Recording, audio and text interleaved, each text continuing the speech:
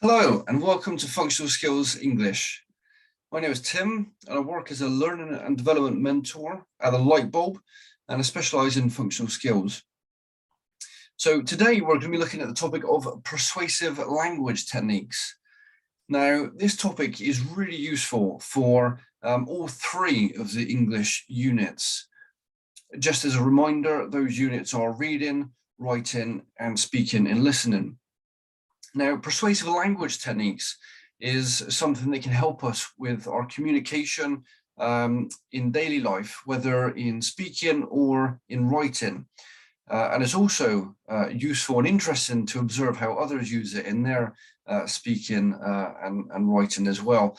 So we're going to be looking today at 10 of the most common language techniques that are used, and we're going to be thinking about what impact they have on a reader or on an audience member. So let me just share my screen with you and we'll start to have a look at these 10 techniques.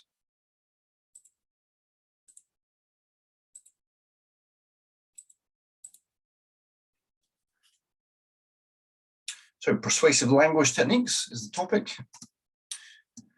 What are they? As I've mentioned, they're devices that writers and speakers use to make the case clearer and more appealing. And as noted, you can use them in daily life as well, just to help people understand what you're trying to say that much more easily. And hopefully you might find that these techniques make it more likely that the other person will agree with you and see your side of the view that much clearer. So the 10 that we're going to look at is the list here. There are plenty more language techniques out there, but 10 will be sufficient to give you a good grounding that you can use in all three of your modules for English. So the 10 we're going to look at are rhetorical questions, facts and statistics, emotive language, opinion and bias, exaggeration or hyperbole, repetition, a group of three, sometimes called the rule of three, alliteration, direct address, and imperative verbs. So the first one of these is a rhetorical question. Now, you may know or may be aware a rhetorical question is a question that doesn't require an answer. We see these in advertising all of the time. Snickers, for example, if asked a one-word question, hungry? The accident lawyer's advert is if asked the question, injured in an accident? And Weetabix, have you had yours? So rhetorical questions are often employed by advertisers and by speech writers and other people to stop and make the reader think. Now that's a really key point. In the reading unit, you will have the exam at the end of the unit, and actually one of the questions that often appears in relation to rhetorical questions is, what's the impact of rhetorical questions, or what's the effect of rhetorical questions? And one of your top answers really is to make the reader think. And that's all that you need to say if you're given that as an answer in the reading exam. If you wish, you can elaborate and say, in the case of Snickers, to make you think about whether you're hungry, to make you think about food. But simply to make you think is one of the key points of a rhetorical question. And it's why in a letter that you might be writing, it's a really useful technique to include, to ask the person that you're writing to just stop and think about this point that you're raising. So let's have a look at an example question in a reading paper. This one here is drawn from level 2, sample 1. And the documents that you were given were 2 documents about the topic of plastic waste. And the first document was an interview as reported in the Telegraph Online The interview was with a lady called Liz, and the question was this. In her interview, Liz asks lots of questions. What effects does Liz want this to have on her readers? Give 2 effects. The first effect, even without reading the paper, is, as I've mentioned, to make the reader think. Always the effect of a question. And secondly, is a bit more specific to that particular subject, to that particular person and topic, and is to make them take action on whatever that topic is. In this case, she wanted the reader to watch her documentary. So she was trying to inspire curiosity. She wanted to make her readers curious. She wanted them to find out more. She wanted them to take the action of watching her documentary. So that's a useful way to approach the reading exam. Action and thought.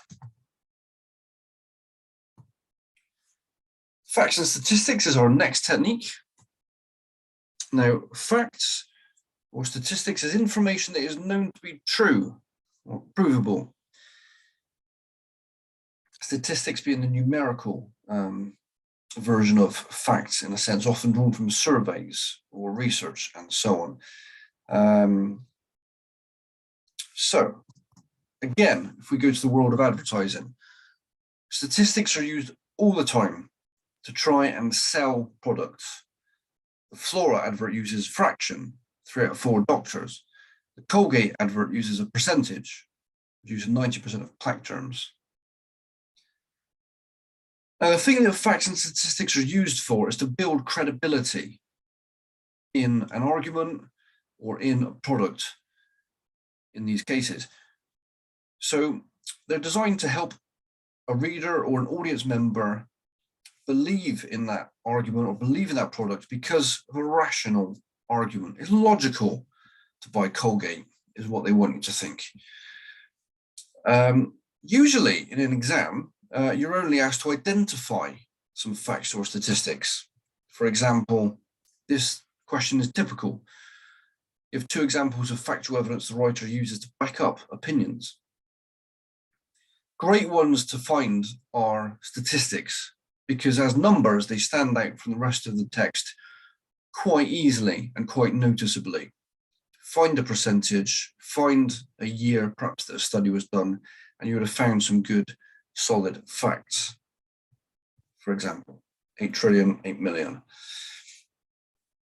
Now, when you're delivering your presentations, you will need to include facts and statistics to share with your audience, to hopefully give them detail and to prove that what you're saying is founded on good, solid research and some measure of truth, in a way.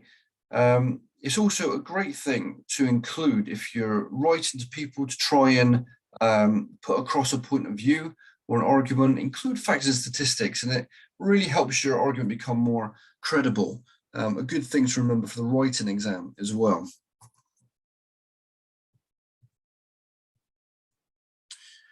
The third technique we'll look at today is emotive language. Now, this technique is the opposite in many ways of facts and statistics. Rather than appealing to the logic or rationality of a person, emotive language tries to hone in on the emotions of a person, and it tries indeed to make the reader or audience member feel a certain emotion. So again, advertising uses these techniques regularly. The advert on the right, for example, is extremely emotive, and you might say it's quite harrowing, actually. But the prime emotion here is what you need to think about, is what emotion are the writers trying to make a reader feel? When you look at the advert on the right, different words might come to mind.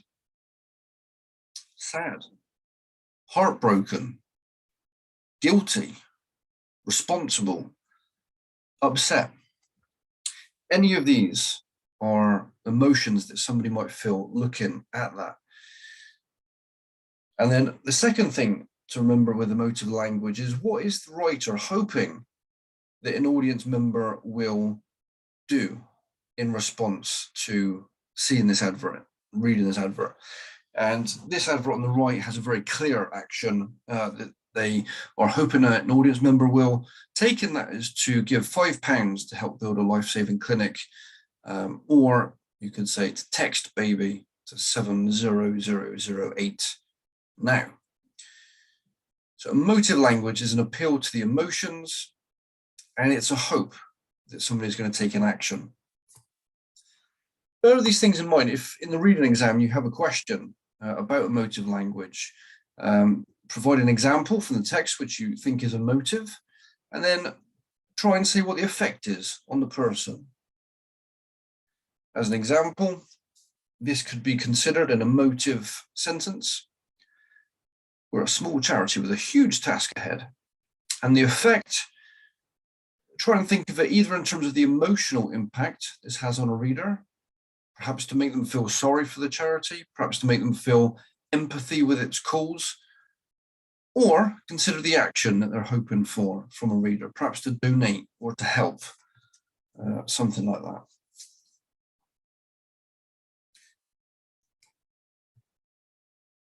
Moving on to the fourth language technique, we look at opinion or bias. The two are often mixed up in the exams. They're often very similar in what the question is driving at. Opinion and bias, as you may be aware, is somebody's personal view, which is not necessarily based on facts. For example, in the Nutty Professor advert, we have words like hilarious, hysterical, and funny. These are all viewpoints and may not be shared by everybody, certainly not based on research. If we have a look at the short news report on the right-hand side, we have got words in this paragraph, in this text, that indicate the opinions of the author, words that are value judgment, words that can include greatest, outstanding, clinical, creative, and ruthless are also opinion-based words. The best we've seen is another example of opinion. So it's viewpoints that are not necessarily based on research or anything quantifiable. Bias is very similar to opinion, but it is also something that is perhaps more entrenched and perhaps has more of an agenda behind it. Examples of this might be football fans who, if their team lose, may not be so gracious about defeat. They may, for example, try to blame the referee or the weather or any number of things. It wasn't the fact that their team played awful. They can't bring themselves to admit that their team played awful. It was somebody else's fault. Now, this would be an example of bias. They are biased towards their own team. And so their opinions reflect that bias. Their opinions reflect their agenda. Again, in a reading exam, you would just be typically asked to find examples of opinion or bias, or sometimes to consider the reasons why somebody might be biased in what they've said on a document. The next language technique we'll look at is exaggeration. The word next to it is pronounced hyperbole and is sometimes used in the reading exams instead of exaggeration. So if they ask you to find an example of hyperbole from the document, what they really mean is find an example of exaggeration. And as I'm sure you'll be well aware, this means nothing more than simply going over the top in what you're saying, exaggerating the benefits or the drawbacks of something to make your point that much stronger, that much clearer. For that reason, it's very useful when you're writing to exaggerate your points, to make them clearer to an audience member or to your reader.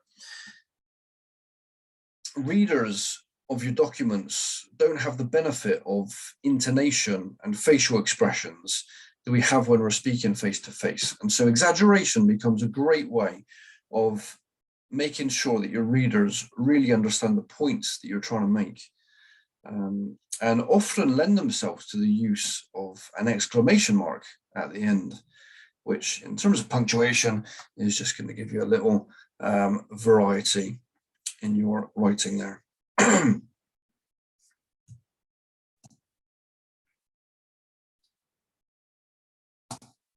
The next language technique we'll consider is repetition. Now, repetition, as you can probably imagine, is saying the same word or words or phrase several times. Now, this is used to great effect in speeches, and two of the most famous speeches of the 20th century used repetition extensively. The picture on the left is of Martin Luther King Jr.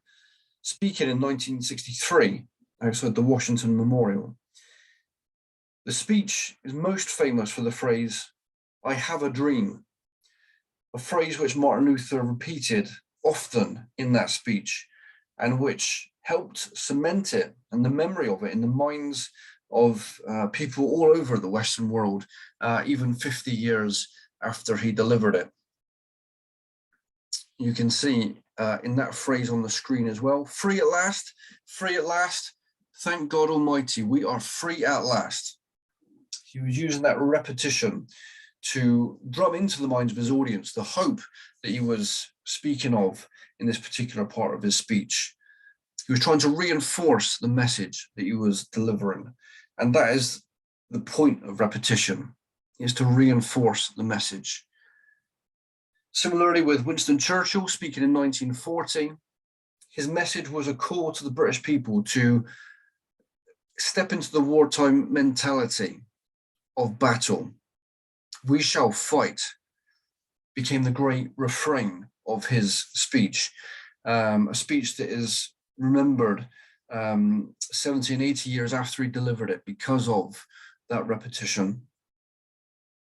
So repetition reinforces the message, whatever the particular message of that speaker, writer, and so on is. It's a great thing to look out for in the reading exams. It's a great thing to include in your writing. And certainly if you're delivering your presentation at level 2 or level 1, check out my videos on those and you will see that it's built into the structure of your presentation when you introduce things at the beginning, when you deliver it in the middle, and when you recap at the end. But it's also great tips for training and teaching your staff and colleagues and anybody else that you may be involved with in that way. The next technique we're going to look at is called a group of 3, or sometimes the rule of 3. And I think the best way of thinking about this is, as Brian Clark says in the top right-hand corner of your screen there, if you want something stuck in someone's head, put it in a sequence of 3. Some of the most famous national campaigns are things that revolve around the use of a rule of 3. Reuse, reduce, recycle. 3 points there, 3 words, 3 clear actions. Indeed, with COVID, the mantra of the government has been these 3 points: stay home, protect the NHS, save lives.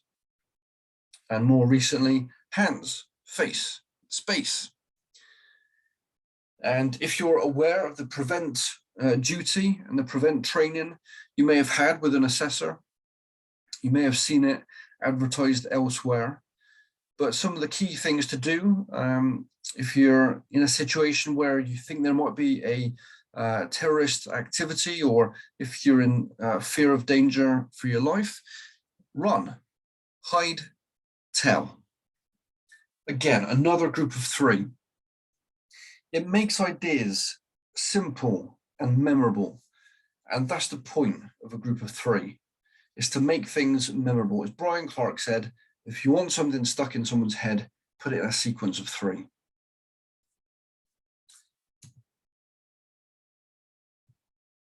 The next technique we're going to think about is alliteration. Now, let me just give you a couple of seconds to look at the two adverts there and see if you can spot what it is.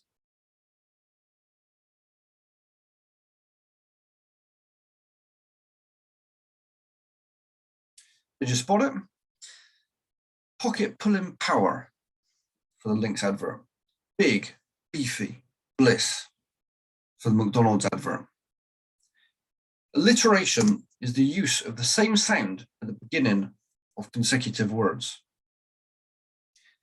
And the thing with this is it makes it memorable, again, like many of our language techniques, but also makes it stand out. It's a very auditory technique in many ways. And for that reason is often used in poetry and sometimes in music. But even company names trade on this language technique. Things like Krispy Kreme or Coca-Cola or PayPal.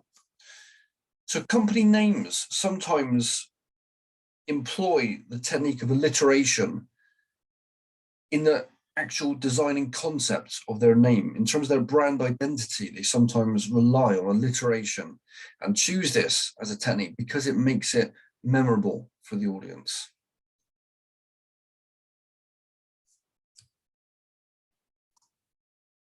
Direct address is a very powerful language technique, which makes it feel as though the reader is being spoken to directly.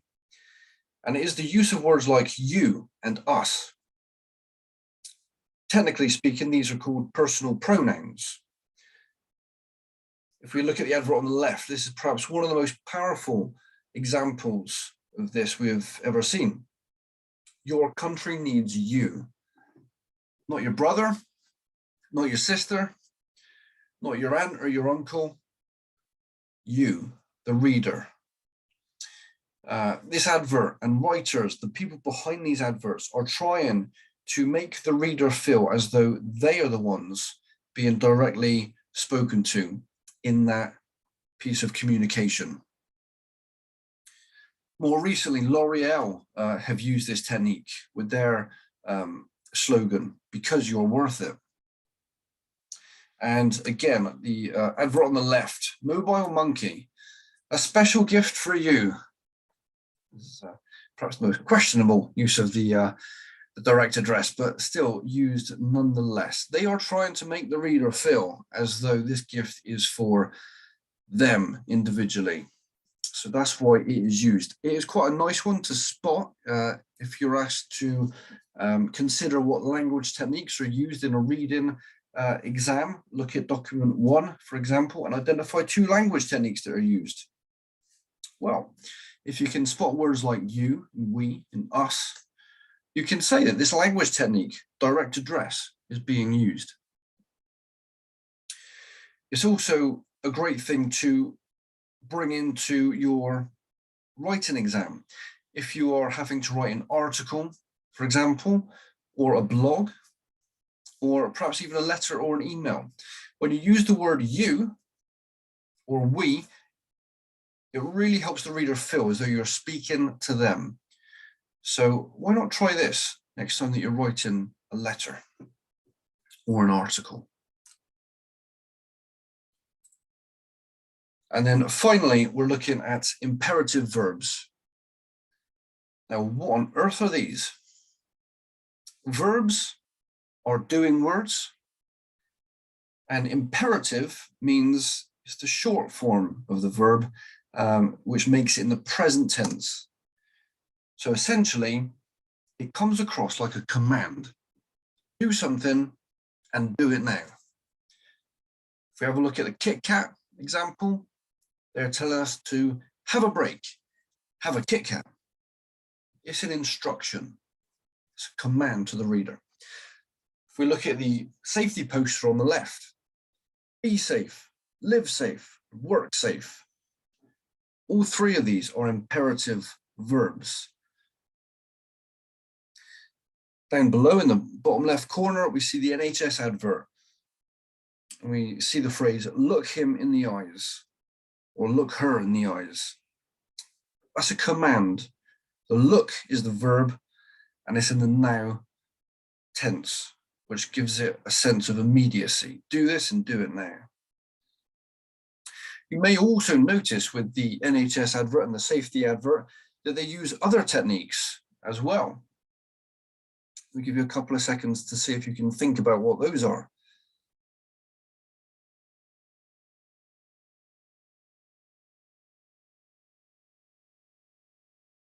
Did you spot them?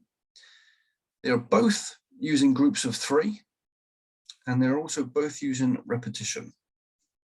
The word safe in the top one is repeated 3 times, and you have 3 sentences. And the phrase look him in the eyes, changed in the last example to her, is used 3 times in the NHS poster with repetition of all of those lines.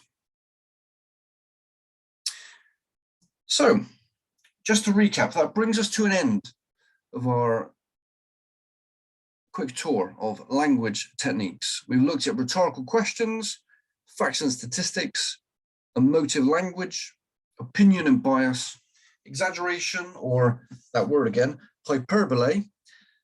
We've looked at repetition, a group of 3 or rule of 3, alliteration, direct address, and imperative verbs. So I hope you've enjoyed this walkthrough of language techniques.